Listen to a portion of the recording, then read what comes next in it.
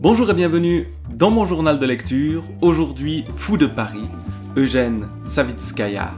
Un livre qui se passe donc à Paris, mais pas seulement, il se passe surtout dans la tête des fous ou du fou de Paris. Qui est ce fou de Paris? Où se trouve-t-il à Paris? Ici, à Paris, au bord du canal, à 2 pas du grand palais indien aux fresques colorées, il pense à vous. Le fou qui marche, le fou qui sue, le fou qui boit l'eau fraîche de la fontaine d'Aubervilliers, l'eau filtrée par les sables du sous-sol d'Aubervilliers, l'eau vivante, l'eau habitée, froide et fluctuante. Il pense à vous, le fou, à vous qui chantez l'après-midi lumineux dans vos appartements étroits, en regardant une fleur du papier peint qui recouvre les vieux murs humides, ou bien une fleur épanouie dans un petit vase de zinc vieilli, de verre dépoli ou de porcelaine fine, ou en épluchant un oignon rouge, cet oignon qui fait pleurer vos yeux de chatte ou de renarde, vos jeunes yeux ou vos vieux yeux de chien battu, en allumant des bougies, les 7 bougies du chandelier, ou les 2 bougies flanquant le portrait fané de votre grand-mère, qui vous fait un signe depuis le paysage enneigé d'un lointain passé. Et ce fou vous écrit qu'il faut peut-être changer de terre, de globe, de famille ou de pays. Il vous aime tant tous les 3, tous les 17, tous les milliards, comme féerie indispensable au bon cours des choses, comme fantôme bienveillant. Il a à peine choisi le lieu. Le lieu s'est trouvé sous ses pas. C'est un palais, il est pour vous. Il irradie par toutes ses vitres brisées. Il réclame des chants et des danses, des femmes et des hommes, des musiciens et des musiciennes, des danseurs et des danseuses, des enfants par bouquets, des étourneaux par nuées, des poissons par bancs.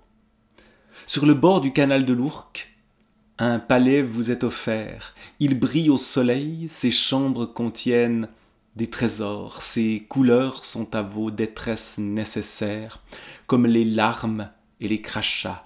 Le fou élève là un autel, là où il est exigé, comme à Jérusalem, Covadonga, Santa Caterina, ou dans un parc abandonné, ou sur une pierre désormais disparue, figure l'inscription Hic Jacet sous une tête de mort parfaitement gravée, avec tibia croisé à la mode ancienne.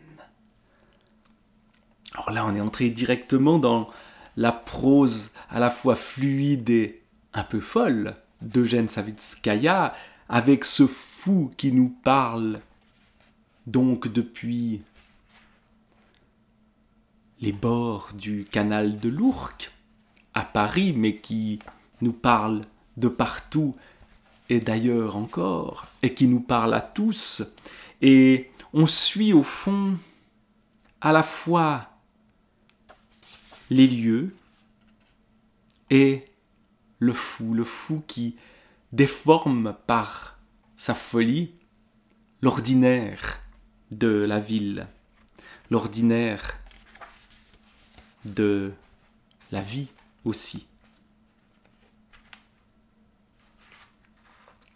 Un peu partout, dans le quartier et le long du canal qui communique avec la Seine et conduit l'eau de l'Ourcq, ils chantent comme ils savent, comme ils peuvent. Ils chantent les taureaux, ils chantent les bœufs et les génisses, ils chantent les fans sauvages qu'égorgent les gardes-chasse des châtelains gras et lourds. On entend le chant des vaches et des vachettes. Toute chair est bonne à qui sait l'accommoder. On entend les jurons, on entend les coups de nerfs de bœuf, le fouet indispensable. Ça crie dans tous les coins, on entend les meuglements, les halètements et les soupirs. Viennent les moutons par milliers dans des barges et des wagons. C'est leur dernier voyage. Toutes les espèces sentent la faim, et c'est pour cela qu'ils et elles chantent en piétinant leur merde. Toutes les bêtes se ressemblent et toutes connaîtront le même sort. Toutes passent par le palais lumineux bâti au bord du canal. Le canal où nage le silure avec tous ses enfants, les femelles et les mâles. La présence animale, présence de l'animal qu'on abat, le silure qui est présent tout au long de ce livre qui nous donne de Paris une image qui, au fond, ne correspond pas à ce qu'on imagine d'une ville. Il y a aussi les parcs et des lieux naturels. Et il y a donc surtout le fou. Un fou, se tenant comme il est, un pied dans un pays et l'autre pied en un autre, libre de marcher, de fouler les pavés et le bitume, va d'un pas tranquille. Au 6 de la rue Rollin, il peut lire, tracé sur une pierre, ces mots du poète Benjamin Fondane. Souvenez-vous seulement que j'étais innocent et que tout comme vous, mortels de ce jour-là, j'avais moi aussi un visage marqué par la colère, par la pitié et la joie. Il mourut en 1944, le 7 mars précisément, dans un camp d'extermination, le plus près possible de sa sœur. La guerre n'avait pas de fin. Ici, de cette fontaine viennent les eaux du Loing et de la Voulzie. Un fou est assis sur un banc public d'un square ou d'un jardin, ou sur la chaise raide d'un bistrot, rue de l'Arbalète, ou sur la banquette usée d'un café. Il pense aux pieds, aux siens et à ceux des autres. Aux pieds, il pense tendrement. Aux pieds pour marcher le long des boulevards, pour sauter par-dessus les barrières et les buissons, pour danser la danse basse sur la dolomie des jardins et des parcs, pour bondir le plus haut possible sous les pommiers et cueillir les fruits désirés avant qu'ils ne touchent le sol. Il faut les protéger des coups, les masser avec soin. Les pieds du fou. Pour arpenter la ville, pour marcher, pour être là dans les lieux.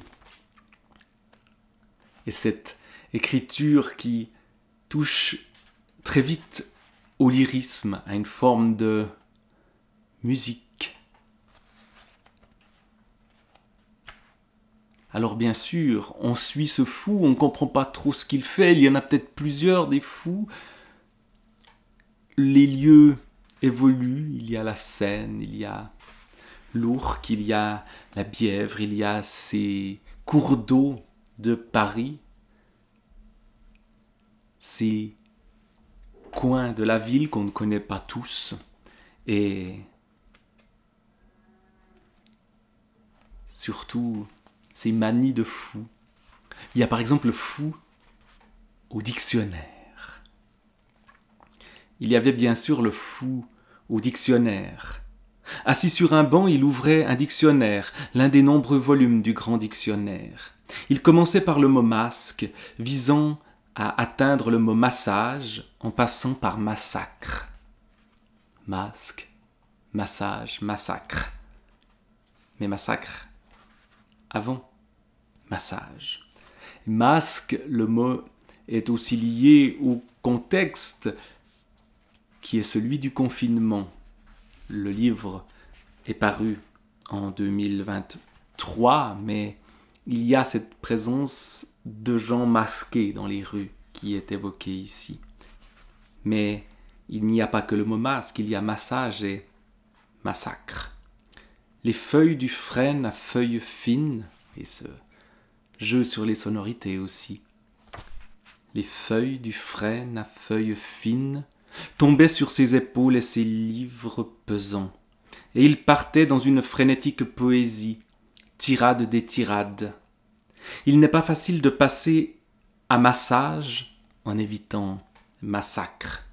Les bois du cerf royal ornent ma cheminée, criait-il. On masse l'intérieur du ventre féminin avec d'énormes pinces de crabe, criait-il. On a boulonné un masque de titane sur la face du président, criait-il. Les hélicoptères qui incendient la Sibérie ne sont que des jouets d'enfants, aimait-il susurrer.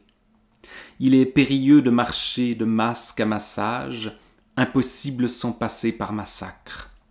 Son masque mortuaire recouvre déjà la face de la pseudo-reine de Paris, et il se ride dès qu'elle rit et se couvre de gouttelettes de sang quand elle pleure.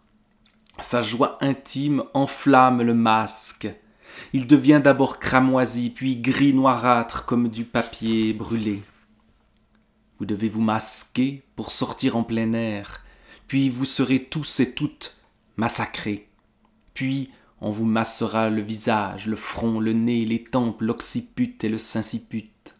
Vous serez d'abord massacrés, puis massés à l'extérieur, puis à l'intérieur. À l'intérieur, de longs doigts vous masseront les méninges, la langue et le palais, le vagin et l'urtère, des reins à la vessie, de la vessie au rein, puis l'urètre, du méa à la vessie et de la vessie au méa.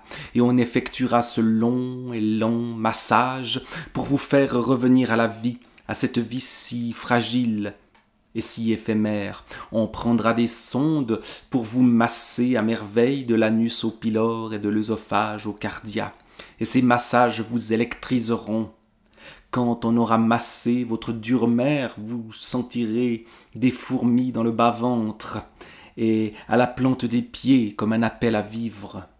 Et cela, bien sûr, après le terrible massacre qui vous aura coûté la vie, cette belle vie qui ne tient qu'à un fil et qui parfois semble éternelle, ou en tout cas très longue, et avec de nombreuses péripéties dont il est ardu de se souvenir de la moindre période, du plus minime épisode.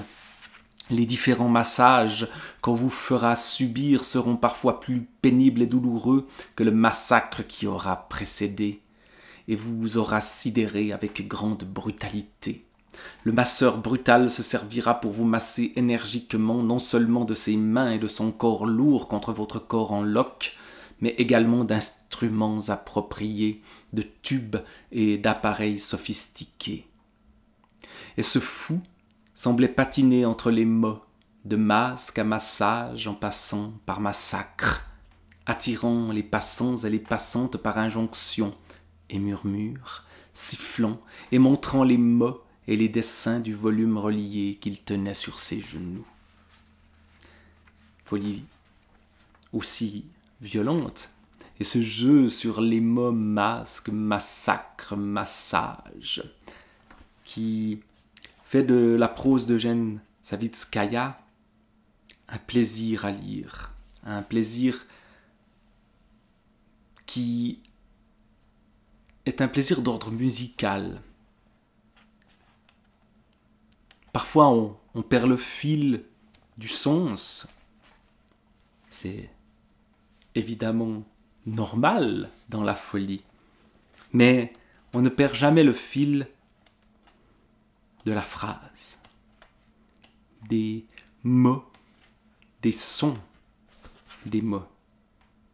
Encore un petit extrait, juste pour le plaisir.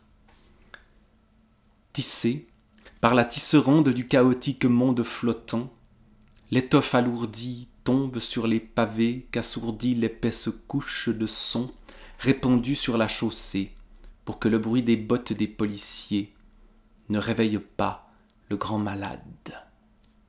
Voilà encore une phrase qui sonne. Lisons juste la toute fin.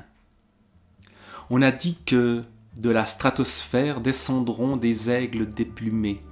On a dit que la lézarde qui passe sous la cité grandit chaque nuit de quelques centimètres. Qui a dit ça? Un fou. Un fou ou une folle. Il faut peut-être en conclure que l'on n'écoute pas assez les fous. Fous de Paris et de partout. Eugène Savitskaya.